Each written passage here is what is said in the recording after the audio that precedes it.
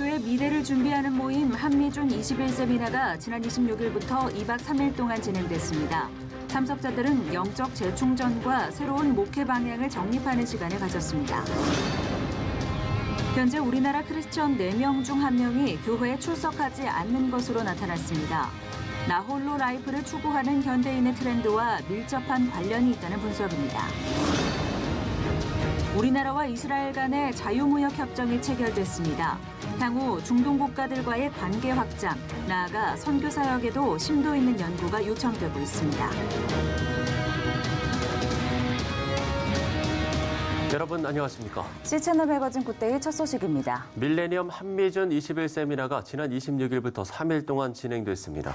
세미나에는 부흥을 사모하는 목회자 300여 명이 참석해 목회의 방향성을 새롭게 정립하고 영적 재충전의 시간을 보냈습니다. 변현준 기자가 보도합니다. 급변하는 시대 속 새로운 목회 방향성을 제시하고자 이어지고 있는 한미준 21세미나. 2019 밀레니엄 한미준 21세미나는 미래를 창조하는 탁월한 핵심 전략이라는 주제로 지난 26일부터 3일 동안 사랑의 교회 안성수양관에서 개최됐습니다. 오정현 사랑의 교회 담임 목사는 세미나 첫날 강사로 나서 그리스도인들은 계시의존적 사색을 해야 한다면서 그럴 때 주님이 예비하신 상급을 경험하게 될 것이라고 당부했습니다. 오정현 목사는 이어 주님의 몸된 교회를 섬기는 교역자의 삶은 영광스러운 것이라고 강조했습니다. 계시 의존적 사색의 핵심이 뭐냐? 감추어진 예수 그리스도이네. 하늘의 만나요. 또 하나는 여기에 흰돌을 준다. 흰돌. 또 하나는 흰돌은 잔치에 들어갈 수 있는 초대장과 똑같은 역할을 했어요. 내 교회가 아무리 초라하고 내 목회가 아무리 적고 내가 남들이 볼 때는 어떻게 흠모할 만한 것이 없다 할지라도 여러분과 제가 주님의 몸된 교회인 교회를 섬기는 이상 우리의 사역은 영광스러운 것이에요.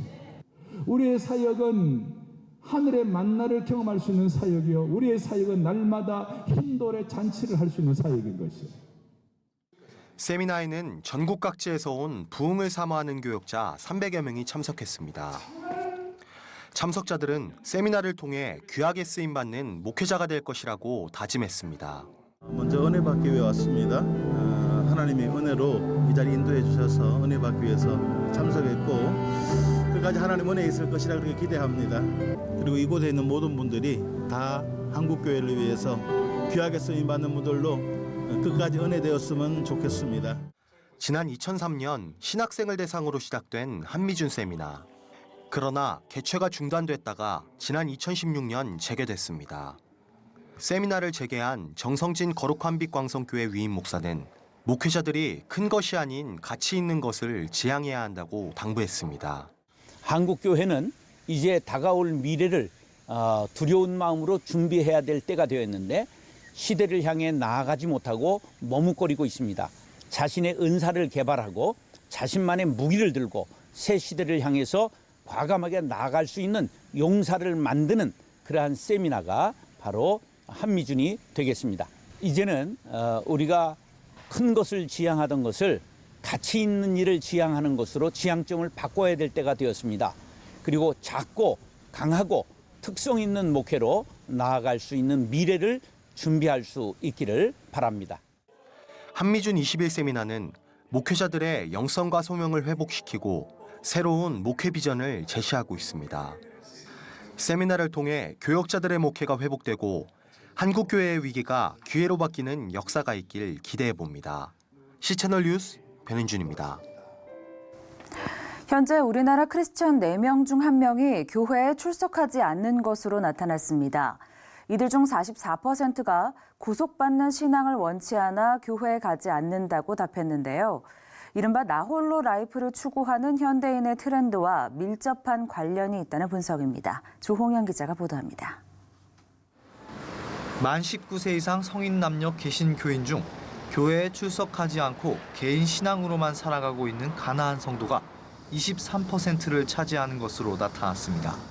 1990년대 말부터 2010년대 초까지 10% 초반대를 유지하던 교회 비출석자 비율이 2012년을 지나면서 급격히 증가하는 추세입니다.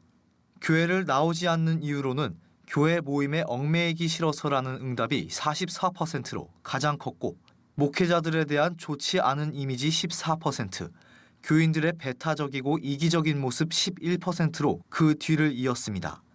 응답자의 35%가 교회의 여러 부정적 요인을 지적했지만 그보다도 더 많은 숫자가 공동체에 소속되는 것보다 개인의 자유를 더 중요시 여긴다는 것입니다.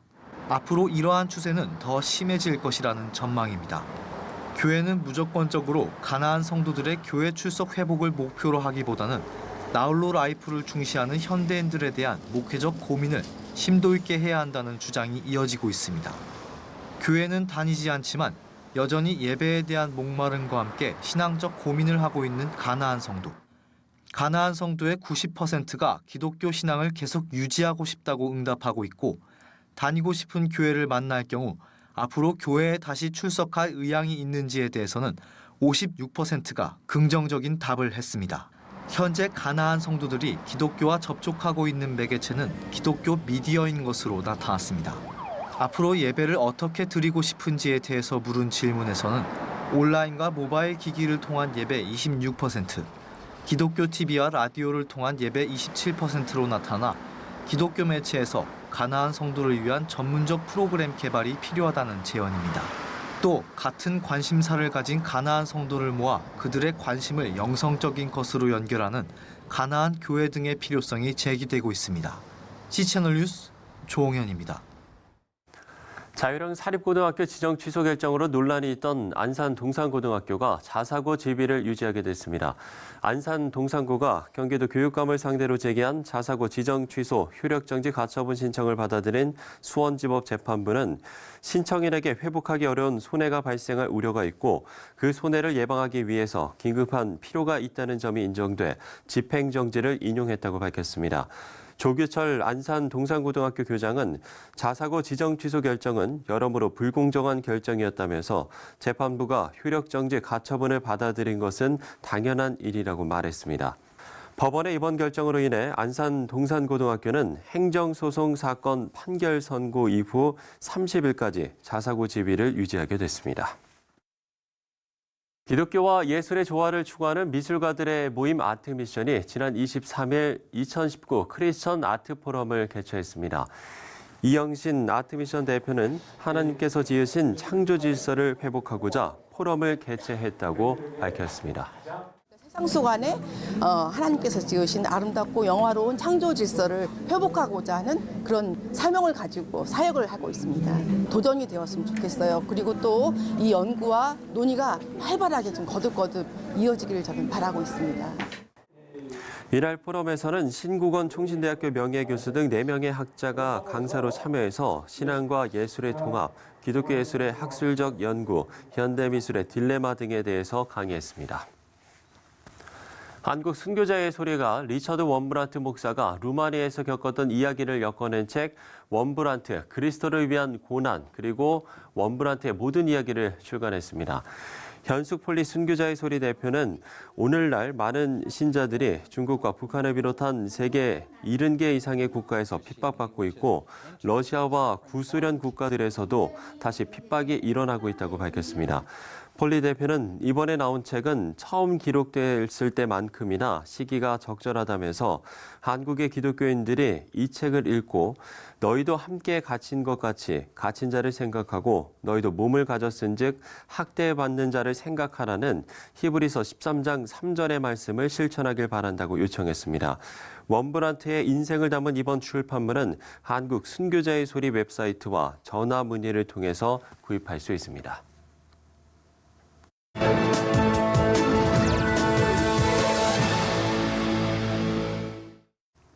우리나라와 이스라엘이 협상 개시 3년여 만에 FTA를 체결했습니다. 네, 우리나라가 중동 진출의 발판을 새롭게 마련했다는 의미도 부여하고 있는데요. 관련 내용 홀리랜드 대학 정현호 교수 연결해서 들어보도록 하겠습니다.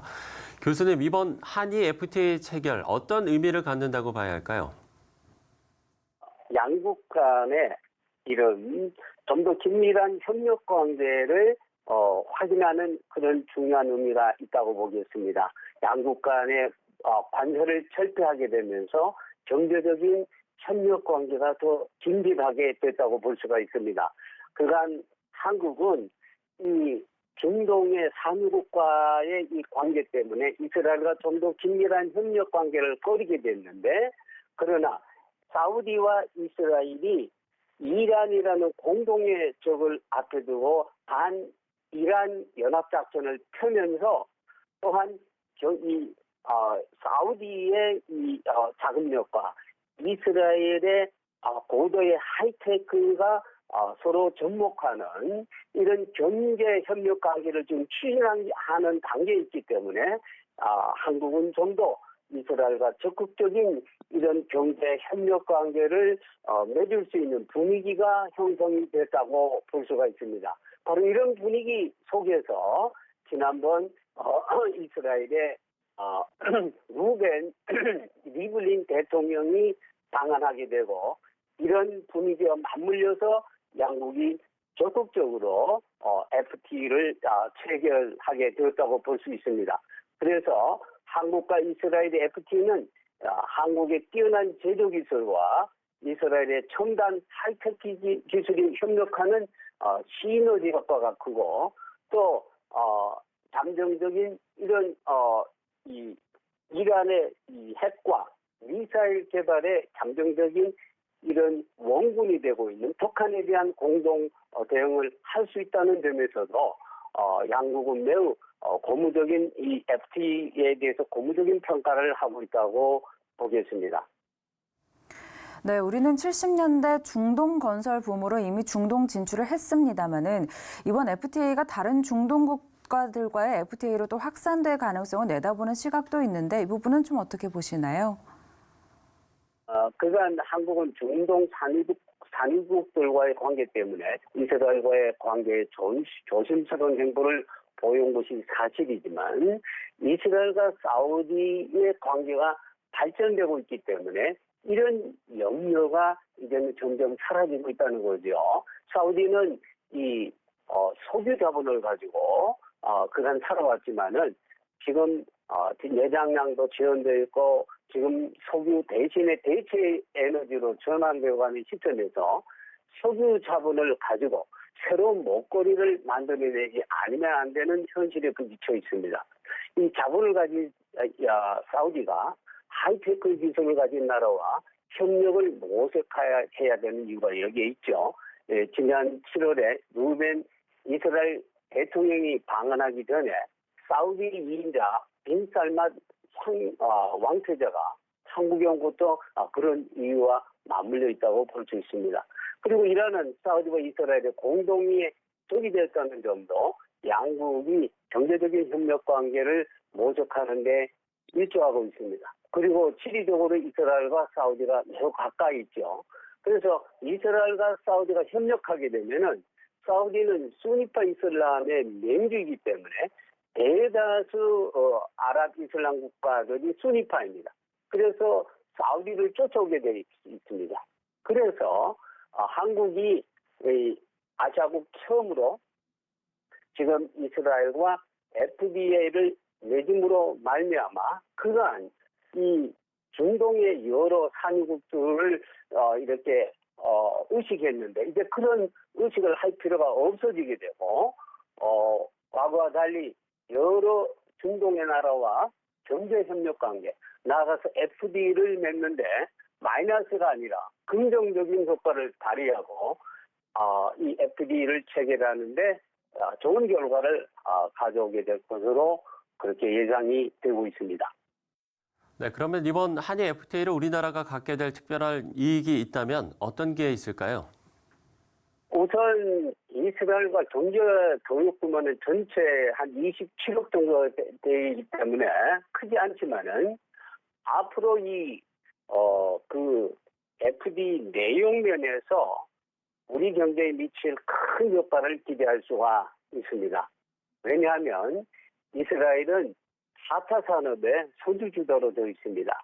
또한 이 FTA가 단순한 경제 효과를 넘어서 특별한 이유가 있다고 보는데, 그것은 유대인과 좀 더 깊은 이런 관계를 맺게 되는 좋은 이런 계기가 된다고 볼 수가 있습니다. 유대인들이 이해 타산이 강하다고 하지만은 친구가 되면은 경제적인 이해관계를 뛰어넘습니다. 그래서 이 FTA를 통해서 유대인, 이스라엘이 한국을 친구로 받아주는 계기가 되었다고 보는데, 그래서 첨단 산업, 벤처기업 이런 최첨단 분야에서 선두를 달리는 이스라엘 유대인과 친구가 되었다는 점에서 이번 FTA는 숫자상의 경제 효과를 넘어서는 아주 귀한 부가가치를 우리가 얻게 되었다, 이렇게 볼 수가 있겠습니다. 그래서 앞으로 이 한국이 이스라엘을 인정하는 나라가 되기를 바라고, 이를 위해서 우리 성도들이 많이 이렇게 기도해 주시기를 바랍니다. 네, 이번 FTA가 중동 국가 지형 변화에 어떤 영향을 가져올지 지켜봐야겠고요. 이런 변화들을 한국교회도 빠르게 읽고 또 대비해 나가야겠습니다. 네, 이스라엘 홀리랜드 대학 정현호 교수와 이야기 나눠봤습니다. 자, 우리나라와 이스라엘과의 FTA 체결은 멀리 중동 국가들과의 관계까지 내다보게 됩니다. 그런 면에서 특별히 이란을 주목하게 되는데요. 이란은 반미 또 반이스라엘 전선을 구축하고 있지만 외적 구도와는 다르게 내부적으로는 기독교가 그 어느 나라보다 빠르게 증가하고 있습니다. 이란에서 전해온 소식입니다. The image Iran presents to the world is large demonstrations with shouts of death to America and death to Israel. Those who have seen Iran from the inside, however, paint a very different picture. You can't believe the images on TV because, for example, all the protests that you see in the streets, those are mostly contrived. There are young students in the streets and they've told us, if we don't go to the streets, we won't get our grades, so we're forced to go and protest. We've hidden the identity of this Iranian church worker. He says there are two Irans, the one you see on the news and the other hidden from the world. Yes, I would say there's a 10% Iran and a 90% Iran. 10% control the country in a more oppressive manner, hardline, religious manner, and then the majority of the people, 90% of the people, love America. They don't hate Americans. I think that's the message that Americans need to hear. They tell us all the time, we don't hate Americans, we love America. He wants Americans to know that 40 years after Iran's Islamic Revolution, there's another spiritual revolution underway. Awaken to the truth that we live in a time that's very special. More people have come to faith in Iran in the last 40 years than the previous 1,400 years. So there's a once, not only in a lifetime, but in history, where we have a moment where Iranians are coming to faith at such a rapid rate. Frontiers Alliance International is producing a documentary called Sheep Among Wolves to introduce the Iranian church to Christians worldwide. What's taking place in Iran right now is spectacular.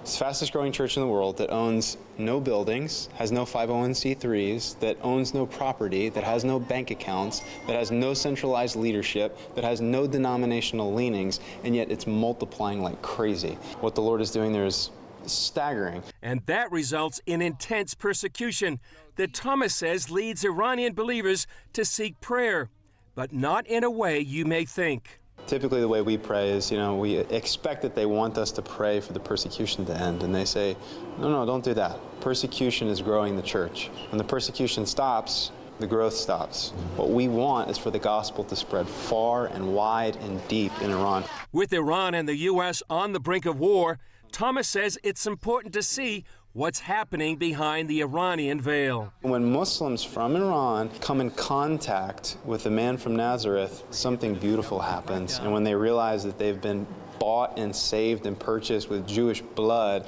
prophesied by Jewish prophets in the Jewish Bible, something crazy happens, something beautiful happens, and that's what we're seeing take place in Iran. Thomas believes one day the world may wake up to find Iran's church growth in the 21st century rivaling that of China and Korea in the last century.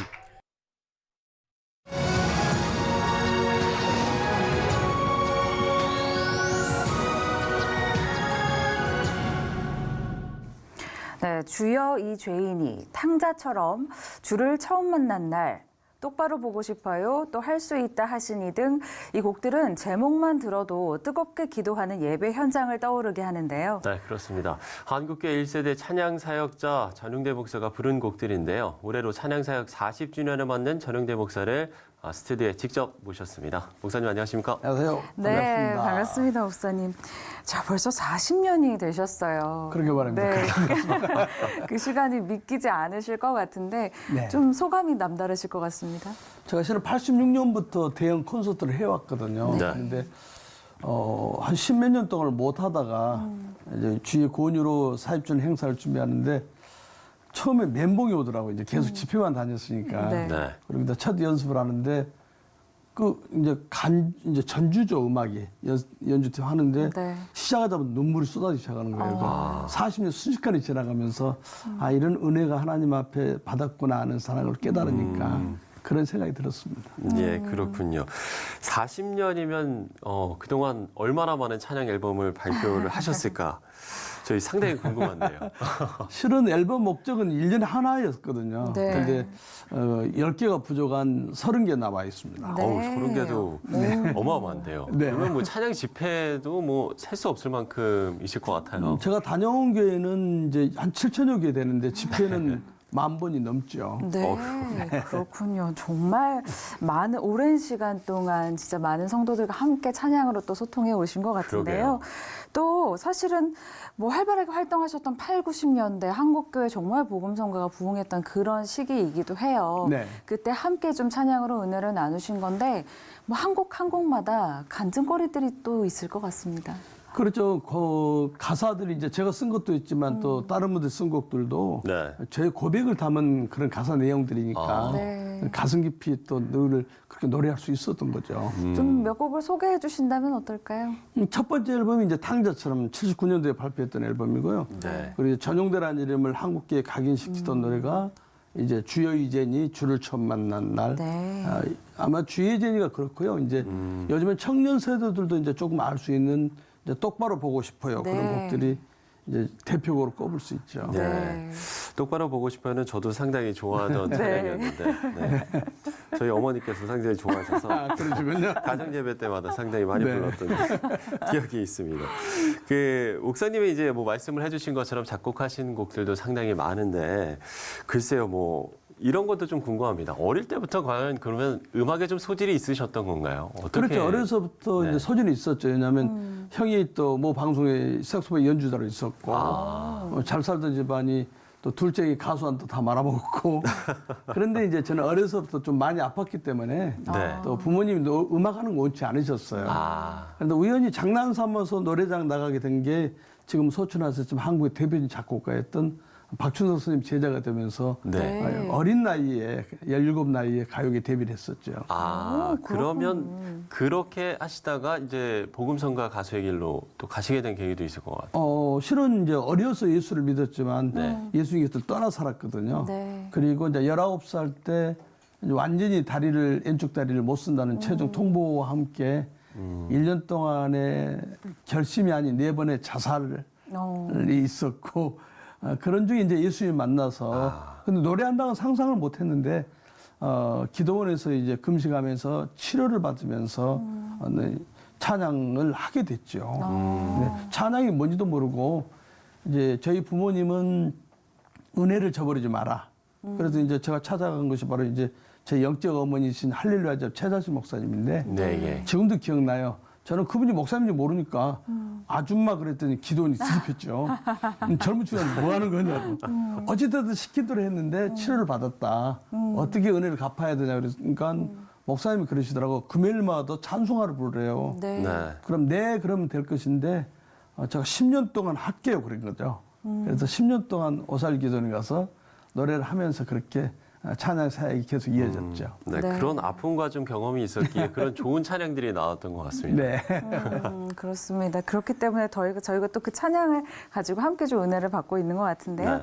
또 목사님 하면 찬양 사역자 1세대로 꼽을 수 있잖아요. 근데 당시만 해도 이 복음성가 가수에 대한 편견이 좀 심하다고 들었어요. 복음성가 가수가 없었죠. 그 단어 자체가 제가 제일 처음 쓴 걸로 알고 있고요. 예. 네. 노래하다가 쫓겨나기도 하고요. 아, 그래요? 예, 노래하다 보면 뒤에서 갑자기 이제 목사님이 땡땡땡 누르냐 쳐다보면 내려가라 그러고. 뭐 찬송가가 아니라는 얘기고. 예. 그런 거죠? 그 앞에 이제 네. 장로님이 손가락질하면서 왜 이상한 노래 부르냐고 내려라고 그런 적. 근데 이제 제가 또 몸이 불편하니까 네. 한쪽에는 장비, 한쪽에는 가방을 들고 다니다 보니까는 교회 입구에서 그러니까 초대를 받았는데도 못 들어오게 하죠. 그래서 밖에서 공중전화해서 목사님 저기 왔습니다. 그러면 왜 안 들어오냐 그러면 교인들이 못 들어가게 합니다. 그래서 이제 그렇게 들어간 적도 있고 그런 시절들이 있었죠. 네. 당시에 좀 함께 좀 사역하셨던 분들 좀 기억이 나세요? 그렇죠. 이제 저하고 함께 했던 분들이 이제 김석규 목사님, 네. 저하고 이제 그분의 노래를 제일 많이 불렀다 그러죠. 그리고 이제 늘노래 했던 노무나 목사님, 또 불속이라 들어가서 작곡했던 김미식 전사님, 그리고 대학가에서 CC에서 활동했던 최명자 사모님들, 네. 이제 손영진 사모 이런 세대들이었죠. 네. 그런 당시를 좀 생각하시면 요즘을 보면 정말 좀 격세지감을 느끼실 것 같습니다. 이 환경이 상당히 많이 달라졌죠. 어떤 기분이 좀 드세요?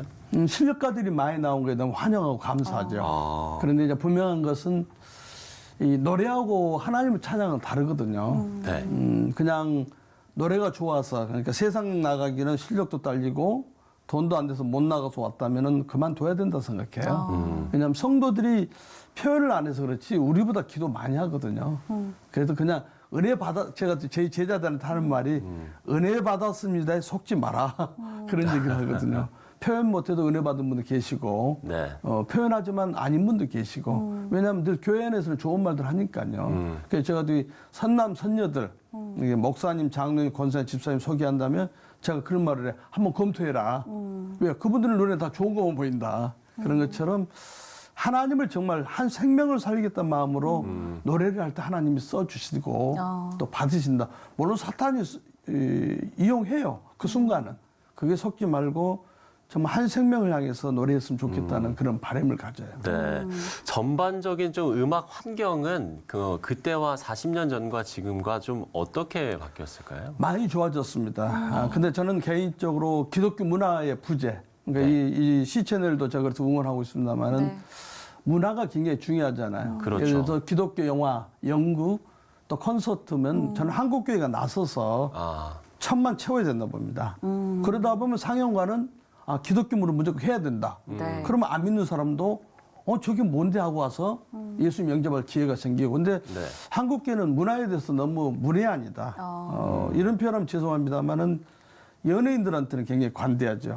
근데 저희들한테는 헌신을 강조하는데 크리스찬 연예인들 중에서도 저는 정말 하나님 만난 사람은 많은 재정 줘도 저는 좋다고 봅니다. 그런데 낮에는 가서 집회하고 저녁에는 밤없이 노래하는 사람들을 쓴다는 것은 문제 있고 또 일반 공중파나 케이블 텔레비 나와서 하나님의 영광을 가리는 언어들이 쉽게 표현하는 사람들을 한국 강대상에 써먹으면 아이들이 뭘 배우냐는 거죠. 신앙생활은 저렇게 해야 되는 거 아닌가. 저렇게 해도 되는구나 하고 배울 수 있다는 거. 그래서 좀 그런 선별하는 작업이 있었으면 좋겠다는 생각이 듭니다. 네, 이렇게 문화사역에 대한 좀 아쉬움도 이야기를 해주셨는데요. 그러면 좀 더 구체적으로 이 복음성가 음반 시장은 좀 어떻습니까? 지금 완전히 죽었죠.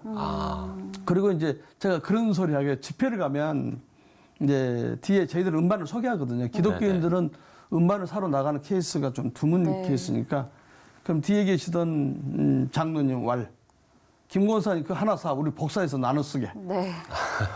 이게 현실이에요. 교회 안에서. 이제 그분들이 이제 저는 그분들을 나무라기보다는 몰라서 그렇거든요. 근데 실질적으로 찬양 사역자들은 이제 밤업소라는데 수입원이 있는 게 아니고 강사비나 음반 수익금 갖고 생활도 하고 저희 후배들이 선교지에서 일 참 많이 하고 저 보면서 참 고맙다는 생각하는데 이렇게 귀한 사역자들이 많다는 거. 그래서 한국교회가 좀 더 많이 응원해 줬으면 좋겠다. 오히려 세상 가수들 세상에 돈 벌잖아요. 젊은 가수들이 많이 좀 나와서 주님을 찬양하는 시간이 있었습니다. 제가 하는 말이 찬양이 가득한 세상 되면 파출소 필요 없다. 네, 그렇군요. 자, 그 9월에 이제 공연을 앞두고 계신다고 들었습니다. 네. 글쎄요, 좀 공연을 앞두고 좀 마음가짐도 좀 달라지실 것 같은데 좀 네. 어떤 마음이 드시고 또 뭐 기도 제목도 있다면 끝으로 좀 나눠주시면 좋을 것 같아요. 매번 이제 콘서트는 목적을 가지고 했거든요. 네. 이번에도 이제 준비하면서 타이틀이 다리가 되어예요. 아마 여러 것이 함축되어 있는데 네. 제가 장애이잖아요. 목발 짚고 있고. 그런데 동남아나 또 전쟁 국가들 보면은 이 다리가 잘린 사람들이 목발을 구하기 힘든 모습, 네. 또 휠체어를 구하기 힘든 모습이 많이 저한테 감지됐고 선교사님들도 말씀하시고 그래서 실은 국내에서 제가 콘서트 했을 때 휠체어를 60대를 기증하는 콘서트를 한 적이 있었거든요. 그런데 이번에는 수입이 그런 것으로 쓸 목적을 가지고 준비하고 있고요. 또 다른 40년을 한다는 마음으로 매일 그만두겠다 하면서도 또 한다는 다짐도 있고 또 무엇보다 이제 이번에 유료냐 무료냐 고민을 많이 했어요. 네. 유료가 돼야지 후원이 모이잖아요. 근데 하나님 자꾸 저한테 너 빚 갚아라.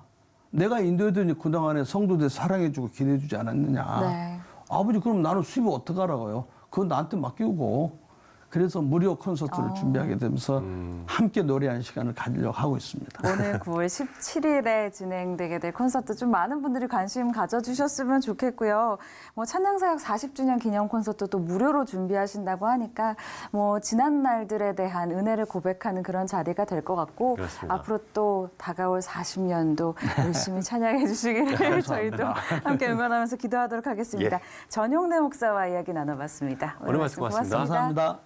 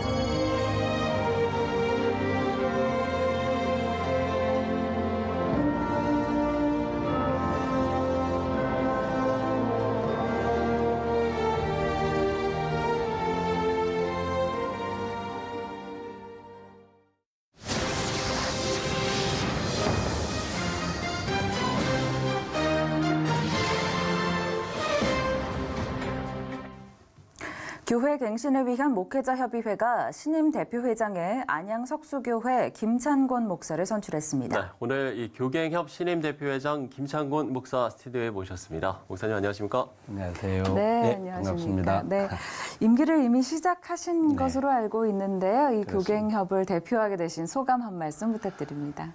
교갱협은 고옥하는 목사님께서 지금부터 24년 전에 이제 만든 귀한 단체인데요. 네. 지금까지 그 역사를 이어오면서 김경원 목사님, 이건영 목사님, 김태일 목사님 등을 이제 대표회장으로 이제 모셨던 단체고요. 네. 그래서 우리 교갱협은 참 여러 부분에 있어서 자기 갱신과 교회 갱신과 교단 갱신 그리고 한국 교회를 위한 헌신을 하는 귀한 단체로서 하나님께서 지금까지 인도해 주셨는데 부족한 자가 이렇게 이 대표장을 맡았다라는 것은 너무나 큰 부담이기도 하고 하나님이 세워주셨다라는 그 절대적인 가치 아래 부족하지만 최선을 다하려고 노력하고 있습니다. 네. 이렇게 또 겸손하게 또 취임 소감까지 말씀을 해주셨는데요. 지난 19일부터 21일까지 총회 겸 수련회를 가지신 것으로 알고 있습니다. 어떤 좀 이야기들이 논의를 하셨나요? 저희들이 제13차 총회 겸 24차 수련회가 있었습니다. 총회를 통해 새로운 임원들을 구성을 했고요. 예수의 흔적을 갖게 하자는 그 주제를 통하여서 우리 목회자들이 다시 한번 하나님 앞에 자기 갱신을 향한 그리고 자기 헌신과 하나님을 바라보는 그런 역사가 일어나야 한다라고 하는 외침이 있었고요. 강사분들이 여러분들이 섰는데 뭐 특별히 논의된 것이 없음에도 불구하고 일관해서 하나님 앞에서 우리가 어떻게 서야 할지에 대한 한국 교회를 바라보는 우리들의 모습을 다시 한번 회복하는 계기를 얻는 귀한 시간이었습니다. 그리고 또한 저희들이 그 모든 시간들을 통하여서 어떻게 하면 한국 교회에 꺼져가는 영적 분위기를 다시 한번 세울 수 있을 것인가. 우리가 전국에 8개 지역 교갱협이 있는데 네. 모든 지역마다 함께 기도의 불을 좀 일으키는 역사를 일으키자. 네. 개 교회가 기도를 열심히 하지만 함께 지역별로 힘을 모아서 기도하는 운동을 새롭게 일으켜가는 계기가 되어야 하겠다 하는 논의들이 있었고요. 네. 사실 한국교회 목회자들이 여러 가지 이슈들과 주제들 속에 어려움들이 많은데 그런 부분들을 우리가 함께 논의하고 연구하고 또 발표해서 어떻게 하면 우리 다음 세대들을 향한 그리고 한국 교회를 위한 아름다운 역사를 이어가게 할 것인가 하는 많은 논의들이 있었습니다. 네, 그렇군요. 그 24년 전에 이제 설립이 됐다고 말씀을 해주셨는데, 뭐 상당히 오랜 시간 함께 오셨습니다. 그런데 앞서서도 잠깐 말씀을 해주셨지만, 이게 교갱협이 설립될 당시에 구체적으로 좀 어떤 필요에 의해서 교갱협이 설립되게 된 건가요? 고가는 목사님께서 많은 이제 목사님들, 선배 목사님들과 함께 이 단체를 시작할 때에 한국교회가 그때부터 사실 많은 어려움 속에 들어가고 있었던 초기 단계였습니다. 그러면서 좋은 교회, 큰 교회들은 너무나 뭐 목회가 괜찮고 열매가 있었지만 네. 잘못하다 보면 이 모든 것이 항공모함으로서 가다가 어느 날 기울어지면 꺼져갈 수가 있을 것이다. 네. 완전히 사라질 수 있을 것이다 하는 위기의식 속에서 특별히 목회자들의 자기 갱신을 부르짖으면서 이 교갱협은 시작되었습니다. 왜냐하면 교단 총회가 여러 가지 갈등 구조와 또 이게 총회장을 선출하는 데 있어서 엄청난 이거 안타까운 일들이 많이 일어나던 그런 상황들 속에서 어떻게 하면 이 모든 구조 속에서 하나님의 교회가 바로 세워지고 아름답게 걸어갈 수 있을 것인가의 고민 속에 우리 많은 선배님들이 함께 고민하면서 출범했던 귀한 단체입니다. 네, 목사님께서 이제 대표회장에 선출되시고 이 교갱협이 한국교회와 다음 세대에 의미 있는 공동체라고 말씀을 하신 것으로 알고 있는데요. 이게 어떤 좀 의미일까요? 사실은 지금 목회 현장이 여러 가지 어려움이 많다고 이야기합니다. 목회 생태계가 또 많은 구조적인 어려움들이 있고요. 그런데 실제로 지금 현대인들의 사고 가치 자체가 자기 소견의 옳은 도로 행하는 이 포스트 모더니즘의 가치가 워낙 팽배해 있다가 보니까 교회가 가는 방향성들을 잃어버리는 안타까운 부분들이 있지 않는가. 그래서 교회는 예수 그리스도의 복음을 어떻게 하면 건강하고 아름답게 이 땅에 세울 것인가가 목표가 되어야 하기 때문에 이제 그 모든 부분들을 좀 더 검토하고 연구해서 우리 다음 세대 목회자들에게 그리고 다음 세대 교회들에게까지 연결시켜 줄 수 있는 다른 세대가 아닌 다음 세대가 세워줄 수 있는 부분들을 위하여서 우리 목회자들을 위한 훈련들과 좀 더 좋은 동기들 그리고 그런 부분들을 매뉴얼화 작업을 해서 실천할 수 있는 그런 요소들을 만들기 위한 그런 방법들을 저희들이 논의하고 그래서 다음 세대에 대한 방향들이 저희들 중요한 이슈의 두 번째 이슈에 자리를 잡고 있기도 합니다. 네. 그렇군요. 네. 특별히 우리 목사님께서는 그 합동총회 GMS 세계선교회 이사장으로도 섬기신 것으로 알고 있는데요. 좀 교갱협과 연장선상에서 좀 세계선교를 위한 역할에 대해서도 고민을 많이 하실 것 같습니다. 네, 그렇습니다. 굉장히 중요한 지적이라고 보는데요. 저도 하나님께서 또 부족하지만 세계선교회를 섬기게 해주셨고 다시 교갱협을 섬기게 하면서 GMS 이사장을 할 때에도 우리 교갱협과 함께 그 부분에 대한 논의들을 많이 했더랬습니다. 어떻게 하면 이 세계 선교가 주님의 지상 명령을 이루는 그 귀한 역사인데 지금 우리 한국 개신교가 갖는 선교의 특징은 개교회주의화되어 있는 부분들이 굉장히 많습니다. 뭐 대형교회는 대형교회로 또 선교하는 교회들은 자기들 나름대로의 이름을 좀 내기를 원하는 그래서 업적주의에 빠져 있는 부분들이 없지 않아 있는 것이 선교지의 안타까운 현실이기도 합니다. 그 모습 속에 선교사님들도 개별화되어 있는 부분들이 굉장히 많고요. 왜냐하면 교회가 이렇게 파송했기 때문에 교회 때문에 선교지에서 이럴 수밖에 없다라고 한탄해하는 분들도 없지 않아 있습니다. 그래서 그런 부분들을 위해서 교갱협은 네트워크를 가지고 있는 단체이기도 하고 어느 한 사람이 주장하는 단체가 아니기 때문에 함께 이 부분을 공유하는 시스템을 만들어야 한다. 그래서 교회와 선교지 그리고 또 교회들끼리의 선교의 힘을 모으는 이게 선교단체들의 목표인데 그런 부분들을 교갱협은 현실 속에서 좀 더 직시하고 실천해 나가는 귀한 단체가 될 수 있을 것이다. 왜냐하면 저희 교갱협 안에 있는 교회들이 대다수의 교회가 많은 교회가 선교사를 파송한 교회들이 많습니다. 우리 한국 교회가 평균적으로 선교사를 파송한 교회가 5% 정도밖에 되지 않습니다. 구원은 뭐 한 20%, 30% 이상 하지만 그렇기 때문에 그런 면에 있어서는 좀 더 힘을 모으고 네트워크를 이루고 선교지가 자생할 수 있는 선교제가 되어질 수 있는 방향들까지 고민하면서 나가야 할 중요한 기회가 아닌가 생각을 해봅니다. 네. 자, 이제 좀 여름도 지나고요. 올해도 이제 넉 달밖에 남지 않았습니다. 마지막으로 우리 한국교회와 성도들이 좀 온 마음을 다해서 함께 기도해야 할 내용이 있다면 어떤 게 있을지 나눠주시죠.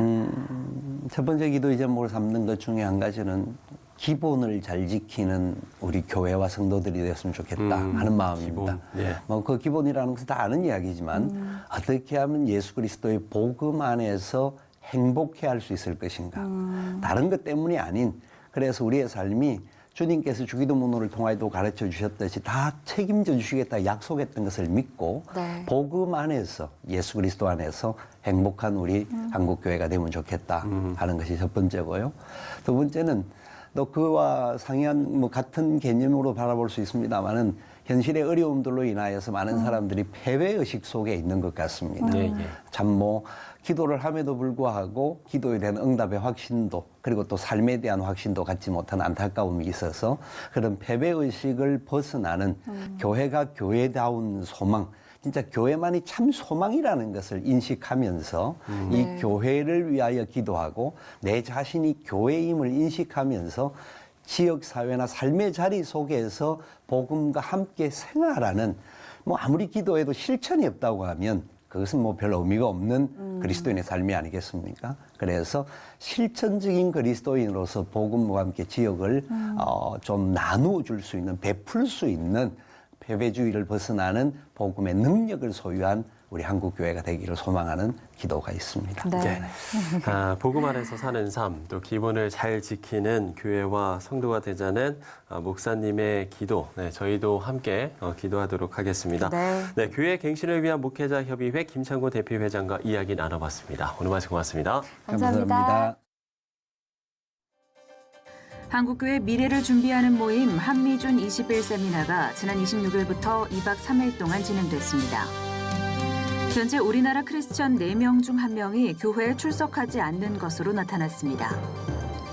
기독교 미술가들의 모임 아트미션이 지난 23일 2019 크리스천 아트 포럼을 개최했습니다. 한국 순교자의 소리가 리처드 원브란트 목사의 삶을 다룬 원브란트, 그리스도를 위한 고난, 그리고 원브란트의 모든 이야기를 출간했습니다.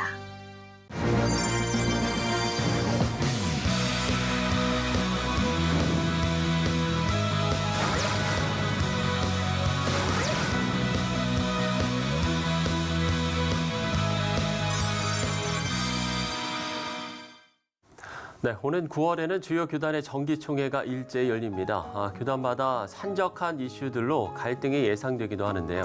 주요 방향과 정책을 결정하는 시간이니만큼 대립에만 머물지 않고 발전적인 논의가 있는 계절이 되길 기도합니다. 시체를 메꿔진 굿데이 오늘 순서는 여기까지입니다. 시청해주신 여러분 고맙습니다.